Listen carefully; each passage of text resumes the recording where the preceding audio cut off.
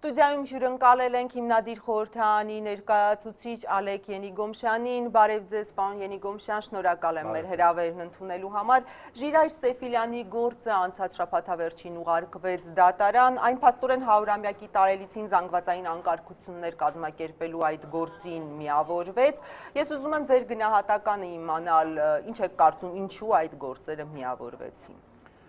Այո, հիշեցնեմ եւ հիշենք բոլորս, որ այդ գործերը դեռևս 2016-ի աշնան էին միավորվել, այդ գործը, այսինքն 2015-ի ապրիլի 24-ի նախադեсված հանրահավաքի գործը, որը այն ժամանակ մեկնաբանվել էր իշխանությունների կողմից որպես զանգվածային անկարգությունների պատրաստության,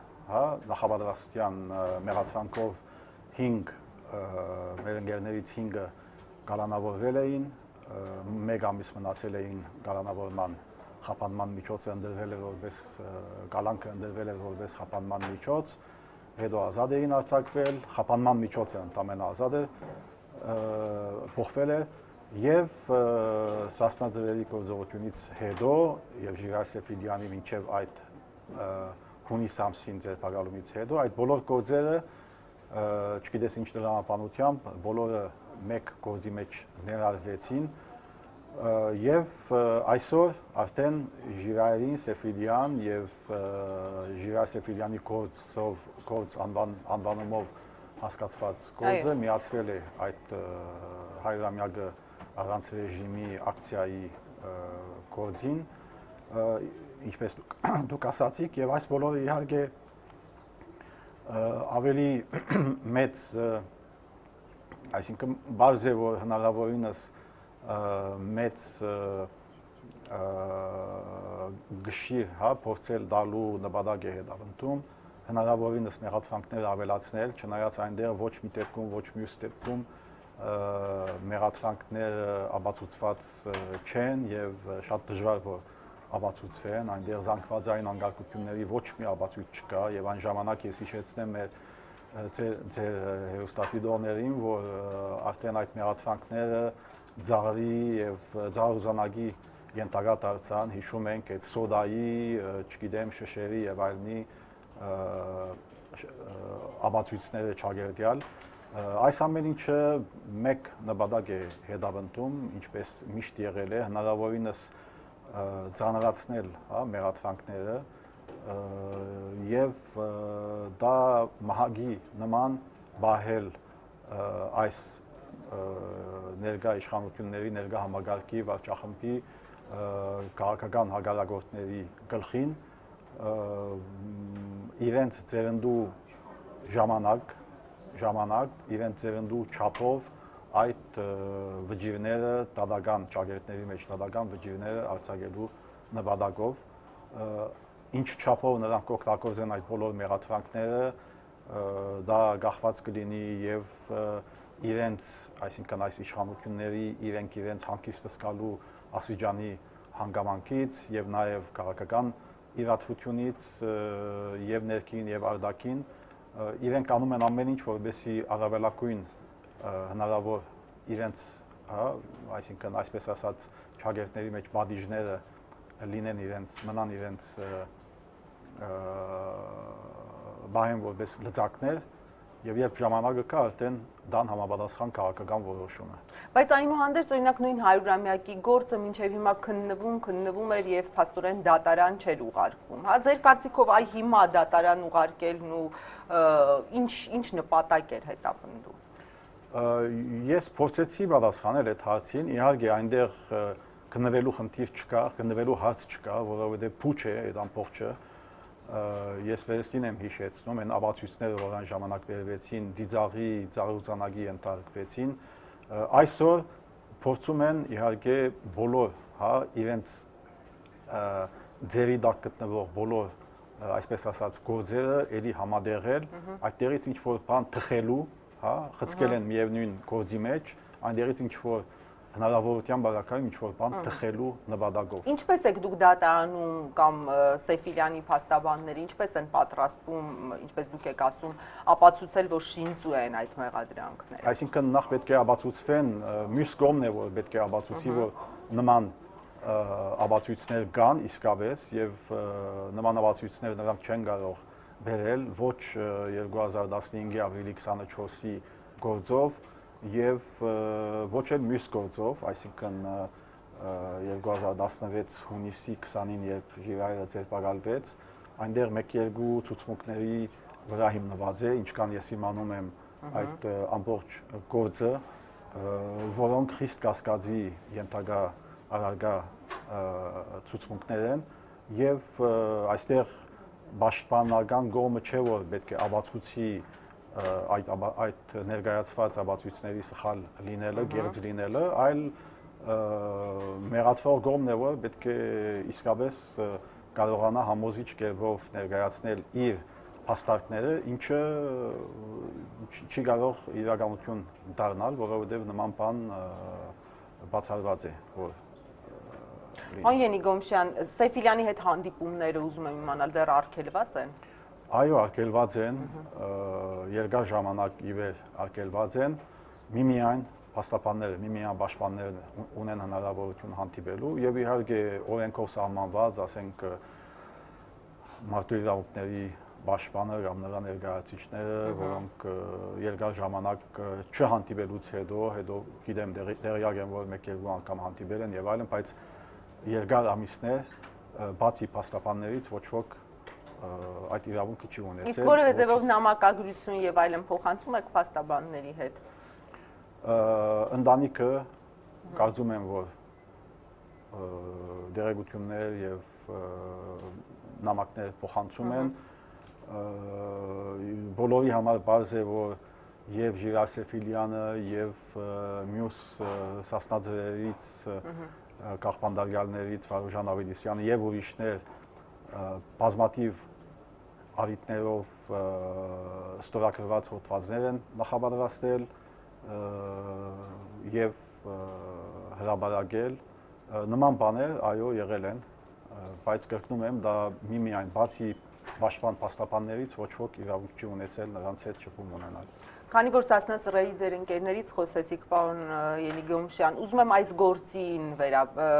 գործի մասին, հարցնել ձեր վերաբերմունքը, ինչ եք կարծում, գործը դանդաղում է եւ ինչ որ խնդիր կա, գործի քննության այսպես ընթացքում։ Ես չգիտեմ, ես ուղղակի էլի հիշեցնեմ, որ եւ Ժիրայրի բարակայում, որը առանցին գործ էր, որ հետո միացվեց Սասնաձրերի գործին, եւ Սասնաձրերից 31-ից 12-ի բարակայում, 12-ի գործը առանցնացվեց, գումարած օժանդակության հոդվածով մեղադրված 2-ի գործը, եթե ճիշտ եմ հիշում, նոյեմբեր ամսին արդեն քննչական մարմին ավելի շուտ հատուկ քննչական ծառայության քննչական խումբը գործը նախաքննությունը ավարտված էր համարել եւ ուղարկել էր դատախազություն եւ ուրեմն կրկնում եմ եւ Ժիրայրի գործով եւ Սասնաձրերի 12 գումարած 2 հոգու բահով հետո դատախազությունը հետ ուղարկեց դա նախաքննության այդ թղթաձրարը եւ հիմա ինչքան գիտեմ ինչպես եւ Ժիրայրինը եւ մյուսներինը վերստին նախաքննությունը ավարտված է հայտարարվել հիմա սա ինչի եմ ասում այս մանրամասները այո շատ շտապ եզրակացություններից հետո այսինքն հուլիս օգոստոս 1-ից մինչև հոկտեմբեր նոյեմբեր հետ ուղարկվեց հիմա արդեն իրենք բարդավոր են արդեն գործը դատարան ուղարկել որովհետև 1 տարվա ժամկետը արդեն մոտենում է իր ավարտին ժամկետ ասելով հասկանում եմ նախաքննության ներողություն նախնական կալանքի ժամկետը որը 1 տարուց ավել 6 անգամ 2 ամսով երկարացնելուց ավելի չեն կարող նրանք պահել կալանավորներին կամ պետք է ազատ խափանման միջոցը փոխեն եւ կամ դատավարությունը պետք է սկսվի հետեւաբար այդ ժամանակ այդ ժամկետը մոտեցել է եւ քաղաքական առումով էլ այս իշխանություններին երևի թե իրենց հանգիստ են զգում հիմա ապրիլի 2-ի այդ ընդրություն գոչված խելգարությունից հետո եւ միգուցե Երևանի ավականու ընդդություններից հետո իրենց թվում է, որ արդեն մինչև 1 տարվա ժամկետի ավարտը իրենք կկարողանան արդեն դատական գործընթացը սկսել։ Դա է պատկերը, մենք այսինքն կարծում եք, որ առաջիկայում այդ գործն էլ կլինի դատարան ուղարկվի։ Արդեն Ժիրայրի եւ իր ընկերների կողմը շատ շուտով կսկսվի, ինչպես բոլորս գիտենք, արդեն դատարան ուղարկված է, դատավորը նշանակված է, մնում է ընդամենը օրը նշանակվի եւ դրան գահաճորդի նաեւ վստահ եմ Սասնաձրերի գործը։ Հիմա քանի մասով, ինչ մասով դա ես չեմ կարող ասել, բայց անպայման դա չի ուշանա։ Ուզում եմ հենց Երևանի քաղաքապետի ընտրությունների մասին խոսել։ Երկու ընդդիմադիրներ են մասնակցում, եւ Զարուհի Փոստանջյանը եւ Նիկոլ Փաշինյանը։ Որևէ ձևով հիմնադիր խորհրդարանը երևանցիներին կոչով կդիմի։ Թե դուք շարունակում եք ձեր նախկին այսպես դիրքորոշումը պնդել ընտրություններին վերաբերող։ Ես, այսինքն բոլորիս համար բարձ է, թե ինչ տեղի ունեցավ ապրիլի 2-ին, այն բոլոր նախադեсումները, կանխադեсումները, որ մենք ընդհանրապես մեր ընկերներից ոմանք շատ ավելի մանրամասն կերպով արել էին, ապացուցվեց նրանց ճշմարտությունը այդ կանխադեсումների եւ այդ առումով ոչ մի փոփոխություն չի կարող լինել նաեւ ավականու ընդդիմությունների բաղակայում։ Հայաստանում ցավոք չկա ընդդիմական գործընթաց, ժողովրդավարություն ասվածը, ինչքան էլ որ եվրոպական դիտորդները կամ այլոք ասեն, որ այո, տեխնիկապես, մեթոդաբանությամբ եւ այլն դա ճիշտ ընդդիմություններ էին եւ այլն, ոչ ոքի համար գաղտնիք չէ, որ Հայաստանում ընդդիմությունները չկան, չեն եղել ոչ ապրիլի 2-ից առաջ, ոչ ապրիլի 2-ին եւ ցավոք չեն էլ լինելու այս ամսվա մայիսի 18-ին ավականու ընդդիմությունների։ Այս իմաստով հետեւաբար մեր մոդեցումների մեջ ոչինչ փոփոխություն չկա։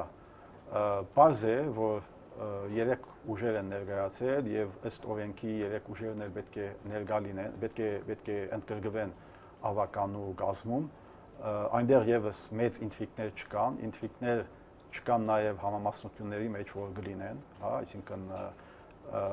այդ ձևով չէ, որ մենք, մեր ժողովուրդը եւ քաղաքական իսկական ուժերը պետք է քաղաքական բայկարի վեկտորը ուղեն։ Սա ասելով հանդերձ, այսինքն այս ամենով ուզում եմ ասել, որ մենք ոչ ոքի գոչ չենք անի այդ 3 ուժերից կամ 2 ուժերից որևիցե մեկին ձայներ տալու եւ մեր այդ դիրքորոշումը նորություն չի, զարմանալու Ես դրա համար հարցրեցի, նույնն է լինելու ձեր դիրքորոշումը, պահպանելու եք, փաստորեն նաեւ այս իհարկե մենք երկար ժամանակ համագործակցել ենք Զարուհի Փոստանջյանի հետ, մենք հարգում ենք իրեն եւ մեր համագրանքը շարունակվում է եւ մենք հույս ունենք, որ ապագայում համագործակցենք, բայց կոնկրետ այս ընդդիմական գործընթացում մենք հատուկ մասնակցության գոչ չենք արել եւ չենք անի։ Հասկանալի է։ Երևի տեղյակ եք, որ որոշ պաշտոնյաներ, պարոն Ենիգոմշյան, այդ թվում պաշտպանության նախկին նախարար Սեյրան Օհանյանը Սեֆիլյանին չէին ճանաչում իբրև Շուշիի առանձնակի գումարտակի հրամանատար։ Ինչ մասնակցություն է ունեցել Սեֆիլյանը Շուշիի ազատագրման։ Նախ ասեմ, որ Շուշիի ազատագրման մասնակցությունը եւ Շուշիի առանձնակի գումարտակ հասկացությունը ամբողջությամբ նույնը չեն։ Ժիրայր Սեֆիլյանը մասնակցել է Շուշիի ազատագրման ամենադժվար հատվածներին, մասնակցել է ոչ այն ժամանակ, ինչքան ես գիտեմ, ոչ Շուշիի առանձնակի գումարտակի որպես հրամանատար, այլ այն ժամանակ ինքը դաշնակցական էր, դաշնակցության ջոկատի հրամանատարն էր եւ եթե ես հույս ունեմ, որ չեմ սխալվում, այն ժամանակ այն ուղղությունը, որի գործողությունների մասնակցել է Ժիրայր Սեֆիլյանը իր ջոկատի գլխին, Դա այդ ուղղության ղեկավարը Սամվել Բաբայանն էր այն ժամանակ եւ այսինքն նրա հրամանատարությամբ նրա հրամանատարությամբ եւ ամբողջական, այսինքն ամբողջ գործողության հրամանատարությամբ մասնակցությունը եղել է շատ լուրջ եւ շատ վճռական մասնակցություն է եղել, ինչ վերաբերվում է Շուշիի առանցնագիր գումարտակին, ձևավորվել է Շուշիի ազատագրումից հետո